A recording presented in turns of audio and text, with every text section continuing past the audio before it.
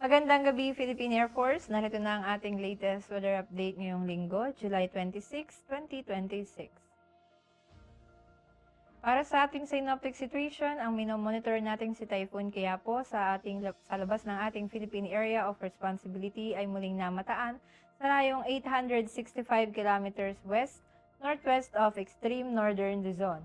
Ito ay may taglay na lakas ng hanging aabot sa 95 kilometers per hour mula sa gitna at may pagbugso naman na aabot ng 160 kilometers per hour. Patuloy itong kumikilos pa north-northwestward sa bilis na 15 kilometers per hour.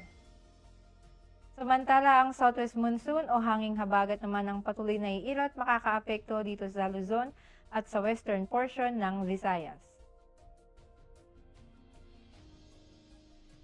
Para sa ating general area forecast, ang Metro Manila, Ilocos Region, Cordillera Administrative Region, Bataan, Mimaropa, Zambales, Tarlac, Pampanga, Bulacan, Cavite, Laguna, Batangas at Antique ay asahan nating makararanas ng maulap na kalangitan na may kalat-kalat na pag-ulan, pagkulog at pagkidlat dulot nga ito ng southwest monsoon.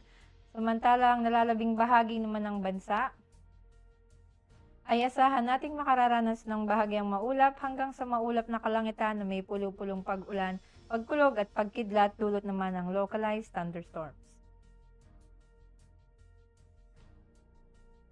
Para sa susunod na 3 araw dito sa Metro Manila mula Martes hanggang Huwebes ay asahan nating makararanas ng bahagyang maulap hanggang sa maulap na kalangitan na may pulo-pulong pag-ulan, pagkulog at pagkidlat.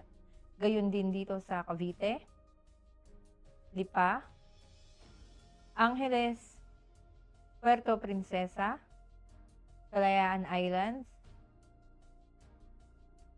Mactan, Zamboanga at Davao.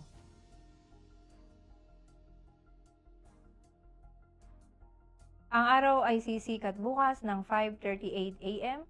at lulubog ngayong araw ng 6:27 p.m. For moon illumination, meron tayong 91% increasing.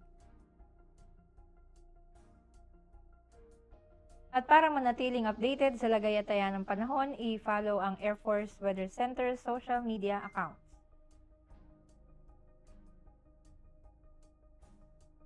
On behalf of our Commanding Officer, Colonel Hermelino T. Calubiran Jr., PAF GSC, I'm Sergeant April F. Salas, Philippine Air Force, weather broadcaster ng Air Force Weather Center.